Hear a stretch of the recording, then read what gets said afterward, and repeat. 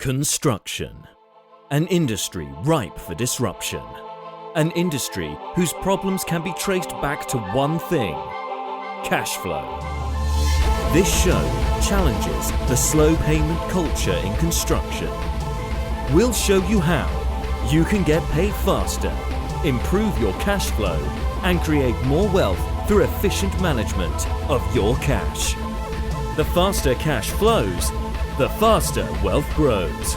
This is the Construction Cashflow Show. And here is your host, Stuart Davidson. Good morning, this is Stuart Davidson, your friendly QS. I just wanted to jump on this morning really to talk about how I developed my business from probably around 2016. I'd kind of changed the business plan. I thought it might be helpful to some of you in your businesses at the moment that may have office overheads, staff overhead, staff furloughed and that kind of thing. I'm not saying this is right particularly for you, but I just wanted to tell my story because I think the world's changing. A lot of staff are now, a lot of people working from home. So if you're working from home in front of a computer, really you could be working from anywhere in the world. So what I did in 2016, I was running my quantity surveying business from 2010. And so I had an office and an office overheads, etc. And what I found was that the overheads of the business were very high. The admin of the business was very high.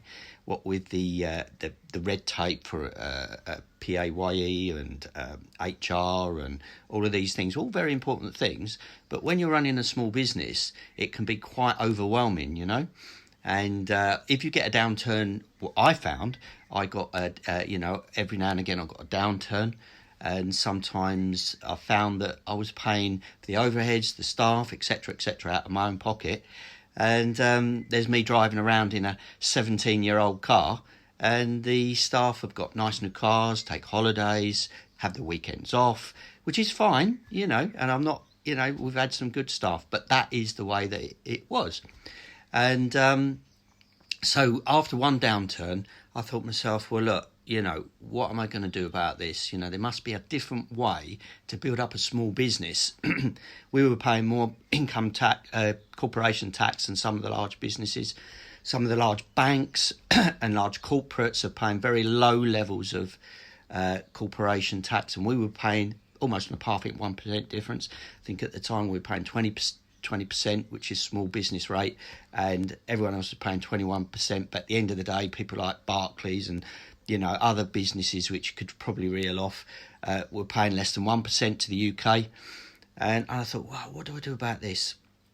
And so what I decided to do is to outsource. I shut the business down. I shut the office down, and I decided to outsource from that point, because most of what we do, a quantity surveyor's role, 80% of it is behind a computer, to be honest, and that's a lot of jobs these days. So I decided to start outsourcing 2016, and I started to outsource to India and Hyderabad. There was some engineers, civil engineers out there.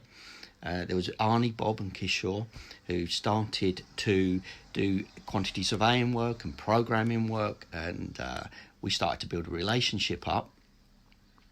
And then what I started to do was to build systems so that I could outsource my work. And eventually it grew to a 6-figure business through outsourcing. And the business is still growing. It's still healthy. At this point in time, I'm very, very fortunate as a business that none of the staff, I don't have staff that are furloughed, and I don't have the overheads. And so we're a business that really is kind of with no work, even if no work's coming in, we're kind of on ice, and then we're ready to go as soon as work comes in. So what we've done is we've got the staff, the outsourced staff in India. All the guys live and work, they live in and around Hyderabad. We have a central office in Hyderabad. And as you know, India's on lockdown at the moment. So pretty much we've had to kind of close the office down as such, and everybody's working from their homes. So they're locked down in their homes at the moment. But what we've done is we've upgraded their internet where we can. So basically, we've got staff there that are still working, not furloughed, ready to go. So we've got work that they're working on. They've got their upgraded internet, and we're helping them to get the hardware, software, internet into the homes where they are. And it's not really affected the way that we can deliver our service. And what we found is, as well, what I've done with my model, and I've developed it since 2016. So I've had a few years to develop the outsourcing model. And what I found is systems are really important. Quality management systems become really important. And a central hub that everyone logs into in terms of the CRM, the quality management, the business workflows and processes, that can all be done in the cloud. So that's pretty much what we've got. And what we've got is it's a global virtual office. And I've kind of been working, and myself and the guys have been working on that concept more and more. And now we've got to a point where we can outsource the outsourcers. And so the work is outsourced. And it's kind of, sometimes when you think about outsourcing, you think it's arm's length, but really, the difference between outsourcing and employees are really around administration, type of contracts.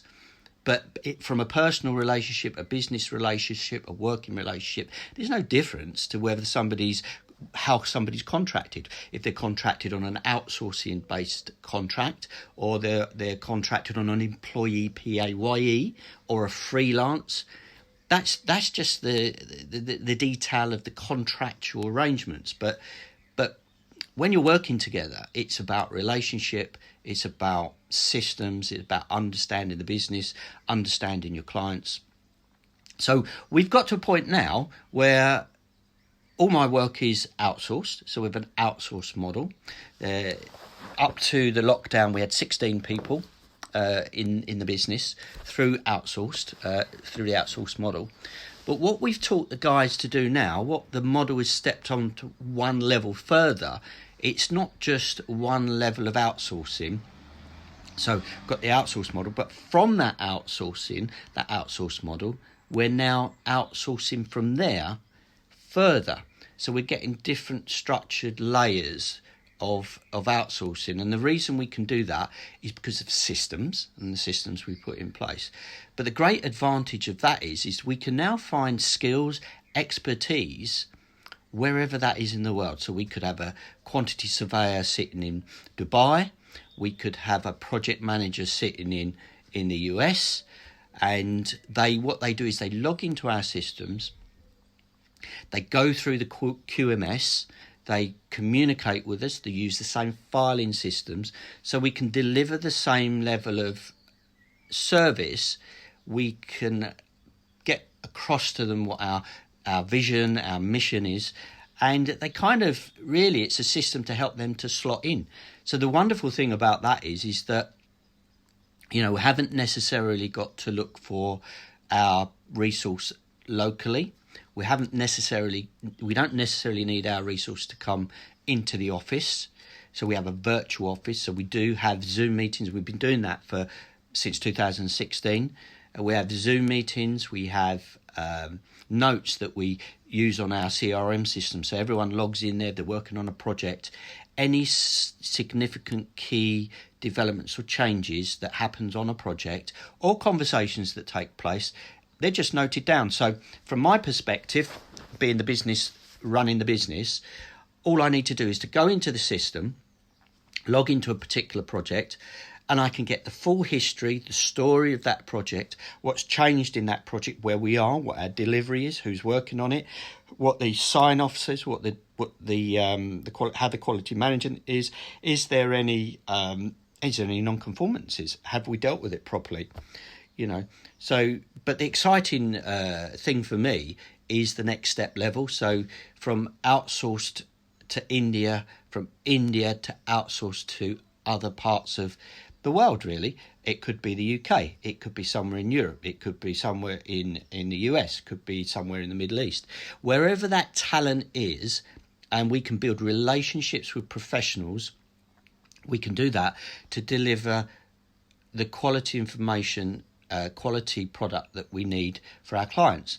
Now, we had a project actually just before the lockdown, and it was actually round about the lockdown, because the guys were starting to work from home. We were getting them up and running, and getting their internet upgraded and that kind of thing, so they could still log in and still work.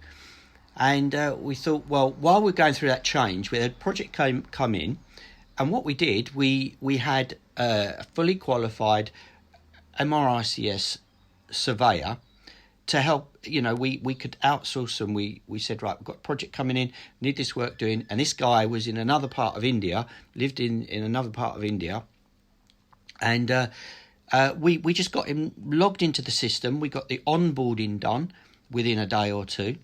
And all of a sudden, we're going through a period where our guys were getting themselves moved home, getting things upgraded. So there's a few days where I suppose they were out the loop a little bit. And using our outsourcing model, we were able to get the work done seamlessly. So the client didn't know any different in terms of the nuts and bolts of the work that was being delivered. We still had our client facing person dealing with that client, so that was a seamless client contact, if you like. But the good thing about it was it worked really, really well. And so I would say, if you're sitting here at the moment and you're a business owner and you're thinking about, what model could I use? What model could I use going forward? It might be worth thinking about an outsourcing model, And the beauty of an outsourcing model is that you can outsource to your existing. You can even outsource to your existing staff, reduce your overheads. You could outsource locally or nationally. You can outsource to anywhere in the world. And once you've got your team, your core outsourced team, your admin management team, you can then use those guys to outsource further to acquire the skills that you need to deliver your service and product. But I think it comes down to a number of things. It's really, you do need to think about your systems. It will only really work if you've got systems in place, you've got set workflows in place, you've got a good, robust quality management system in place, and you're keeping in touch and you're building relationships, keeping in touch every day, having meetings, having getting on the calls, just building a relationship like you would if somebody was coming into the office. So I think that's really the key to it. So that is something that's worked for us. I mean, it's, I'm quite fortunate that I don't have the office overheads that I would have done pre-2016. We do have the office in Hyderabad, and what we've done there, it was quite a large office, and we refurbished it because we'd gone from Arnie, Bob and Kishore's front room to a little office, and then we grew, must have been early 2019 to 2018 to slightly bigger office, 12-person office, and then last year 2019 to a 26-person office. But what we've done, because of the current situation, well, just before that, we've cornered it off, and we've kind of mothballed it a little bit. We did manage to outsource some of the desks, at a safe, but I think that's now closing down. But it's a lower cost overhead than it would be if we had an office in the UK. But pretty much it's a model that can sit there, and we can switch on and we can switch off. Really, pretty much how and when we want, in a way. But we're open for business. We are, we are busy. We're geared up for carrying on. And they're working. So hopefully this is a model that I think is a model that more and more people will adopt. But it's worked quite well for us. But just wanted to share that in the current situation. Have you thought of outsourcing? Have you thought of outsourcing your outsourcing and building not only a local business, but building your business globally and taking advantage of global skills, global expertise, and of course UK expertise? Because there are things that that you'll get locally in the UK, things that you want people that are well versed in UK culture for certain things, and UK tax laws, accountancy laws, and that kind of thing. But that's not to say it can't be done from abroad. It's not to say that the core skills people can't be trained in that from abroad. So there you go. That was something I just wanted to share with you. So this is Stuart Davidson, your friendly QS, signing off for now, and I'll see you in the next video. But please do put your comments below if you're interested in outsourcing your business abroad, or outsourcing your outsourcing and building a model.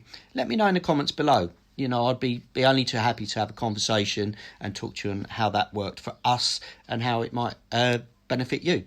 So this is Stuart Davidson signing off. Have a great day, and I'll see you shortly. Cheers. This was the Construction Cashflow Show with Stuart Davidson. Thank you for listening. And remember, the faster cash flows, the faster wealth grows.